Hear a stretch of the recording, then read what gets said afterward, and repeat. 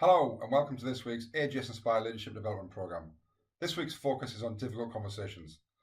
Now, like with all of our sessions, this is a flip learning session, which means this video is the pre-session learning video that you need to watch prior to attending the face-to-face session. Now, it's really important you do this to get the most out of the session. And the best way to do that is to feel free to pause it, rewind it, take notes, watch it again, and reflect on this either individually or with some of your colleagues at school prior to attending this session. Right, let's get into this week's topic then, which is difficult conversations. Now, on the back of last week, we talked about accountability and holding people to account. And we talked about setting the right climate and hopefully not having to get to a stage where we have to have constant difficult conversations. But I think we're all in agreement that at some point, somewhere, we're going to have that conversation with the very nature of the things we do in school, the high pressure, the targets, and the accountability that comes with it. So it's really important that we know how to do this. And I think all of us really, or not many of us, really look forward to those difficult conversations because they're difficult by nature. You know, that's why they're called difficult conversations. And let's look at why this is. And I think that there's 3 or 4 reasons why this might be. First of all, it's that understanding that we care. You know, that we really care about this. We care about our jobs. So actually, there might be some emotions attached to it, you know, for ourselves. Secondly, we might actually already form some really close bonds and relationships with the people we work with.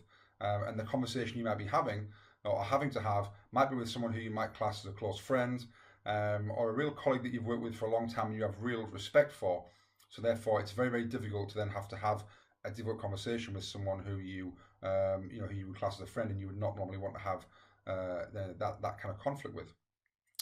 Thirdly, we're not trained. I've talked before about the fact that as classroom teachers, the vast majority of our training is in classroom techniques, in pedagogy. Seldom do we have lots and lots of training in that magnitude in terms of leadership. So, one of the things is that, we're not really trained. And also, it's understanding that, adults are very, very different to children. And we find it quite easy or a lot more easier to have conversations with students of a difficult nature. But adults are very, very different, and we can find that a lot more tougher to conquer than it is with students. So that's that little introduction about why we need to do these and why we really chosen this session at this stage of the development course. One thing I wanted to do is to show you that if you want some more information after the video, one of the sources of inspiration that I've used is this fantastic book in terms of researching this, and it's Successful Difficult Conversations in the School by Sonia Gill. And although I've delivered a few sessions on this previously, it was interesting for me to reflect on on the content of the book this week, and if there's anything else I want to put in there, and some of the ideas have come directly from that. So I'm going to give you my top 12 tips for hopefully having successful difficult conversations, and we're going to go through them one by one throughout the video. So firstly is pick your battles, and understanding that we don't have to have every single difficult conversation that comes our way. And it's about understanding, when we want to do that, and taking on the battles that we think we can conquer, not just being weak and actually ducking some of the conversations, but understanding that, we don't want conflict every day in our lives. And it's about picking the right battles that we feel are going to make the biggest difference. And also prioritizing when we do get to difficult conversation stage, prioritizing the conversations we have, but also prioritizing the content that we put in those difficult conversations. I think we can all think of probably conversations that we could have first thing on Monday morning, but actually we pick and choose when to have those battles and who to have them with. Secondly, then, linking to that, and number 2 is when to intervene.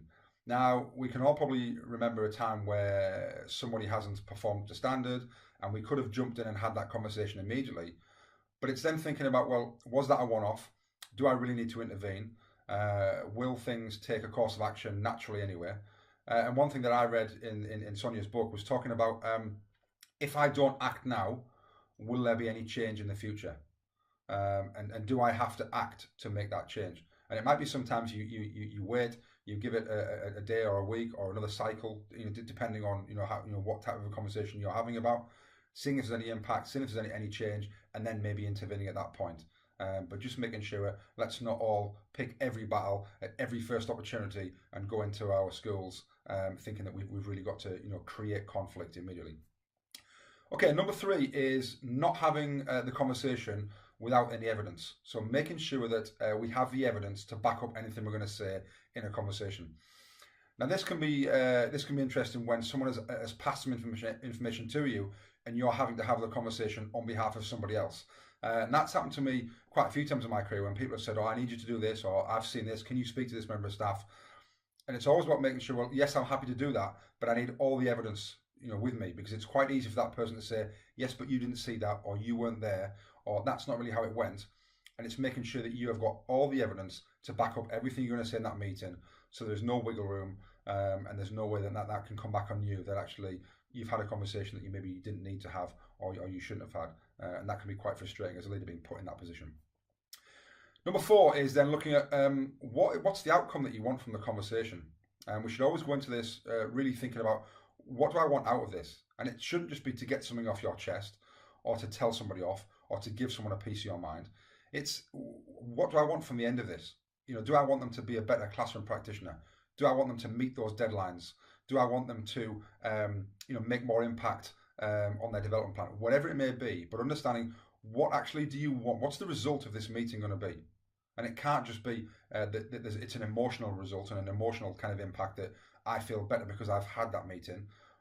Always link back to student outcomes, your school priorities. Why are you having this meeting? What should be the result of this afterwards? And if you focus on that and keep focusing on that within the meeting, then it can make it a lot clearer why you're having it and what result we want from the end of it. Next, and really the biggest one, number 5 here, and this spans a lot of things, is planning the conversation. Really, really important to not go into a meeting unprepared, unplanned, in the heat of the emotion, and say things that you maybe didn't want to say. So making sure that you plan that meeting and that you rehearse it in your head prior to do that. Making sure that you are really thinking about how you're going to say things, what you're going to say, and it's useful to then actually bullet point down some of the main points that you want to cover in the meeting, because people can be quite good at distracting you and taking you off tangent in the meeting. But having a set of bullet points that you want to cover in the meeting, you can always go back to that and go back to that point earlier about what's the outcome that we want. And no matter what happens in the meeting, you can then go back to your notes and go back to, yes, that's fine. However, we were talking about this, or okay, that's great. Let's move on to this next point. And that planning is absolutely crucial in making sure that your difficult conversation goes as well as you hope it can be. Okay, number 6. Again, linked in with the planning, is preparing your opening sentence. Now, this is really, really tough, because that opening sentence is probably what we all fear the most. How are we going to break the ice? How are we going to actually begin that conversation? And for me, if you think back to the first time that you ever at school had to potentially ask somebody out, it was horrendous. That getting those words out of your mouth and actually asking the girl, the boy, to go to the disco, to go to the dance, whatever it may be, it was really, really tough, because that was that opening sentence that was going to break the ice. So it's important that we do it here, and we look at actually physically writing down and scripting that opening sentence, and getting the tone right and getting the message right, and not making it personal. Talking maybe about the fact that I didn't really want to have this conversation with you personally, but I feel I have to have it professionally. Things like that can actually soften the mood a little bit, so it doesn't feel like it's an attack from me on you, but actually it's a professional conversation we're going to have. So make sure you prepare that opening sentence and you script it and you rehearse it in your head. You know exactly what you're going to say. You know exactly how you're going to say it. Okay, number 7, linked back to the last one as well, and it's about removing the person from the situation and focusing on the issue. Now, if you are having a difficult conversation with somebody who you trust as a close colleague or a friend, then actually this can be very, very difficult, and it shouldn't be seen as the fact that I have an issue with you, or you are not doing something, and therefore that's a slight on your character or your own person. Remove the person completely and focus on the issue. Is there a problem, and is there an issue with their performance or any deadlines? And actually just talk about the issue. Don't talk about them. Just talk about what you are not very happy with, and that can make it very, very clear. It makes it very impersonal, and you can really get to the focus of things. Rather than it being something caught up in a personal dislike or a clash of personalities. Remove all that. Focus on the issue itself. Very, very clear. Okay, number 8. Thinking about what might their reaction be. So when you're planning this conversation and you're rehearsing it in your head, always think, what might they say? How might they react?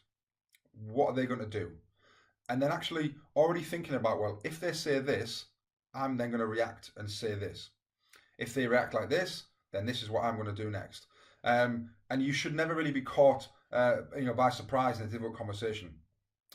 Don't go into there thinking, oh, this will be fine, and I know what they're going to, and then suddenly the tears come on, or they become aggressive. Actually, you shouldn't be surprised. You should have all of those different types of thoughts in your mind, and you should have a way forward for everyone. And then, you're not taken by surprise. You've got it planned. You know exactly what you're going to do for any situation. That's also really important because people will try and distract you. They will try and manipulate the situation. They may turn on the tears. They may try and bring in a different situation or talk about somebody else. And actually, it's about, well, yes, that's okay, that's fine. But again, thinking about the earlier point we talked about, let's get back to the focus. And here's what I want to talk about, and not letting those things distract you. Okay, number 9 is thinking about the timing. And, when we were talking about when to intervene, but it's also the exact time we're going to intervene. So is a Friday afternoon, right before the weekend, the perfect time to have a difficult conversation? Now, you might say, yes, it is, because they've got time to think about it over the weekend. But equally, do you want someone to be sweating about it over the weekend? And is that the lasting impression of work and of you as a leader that they want to take home on a Friday? Because what are they going to do? They're probably going to talk to their husband or their wife, their partner. They might talk to their kids about it. They might talk to someone in the pub about it. And it kind of festers over a weekend.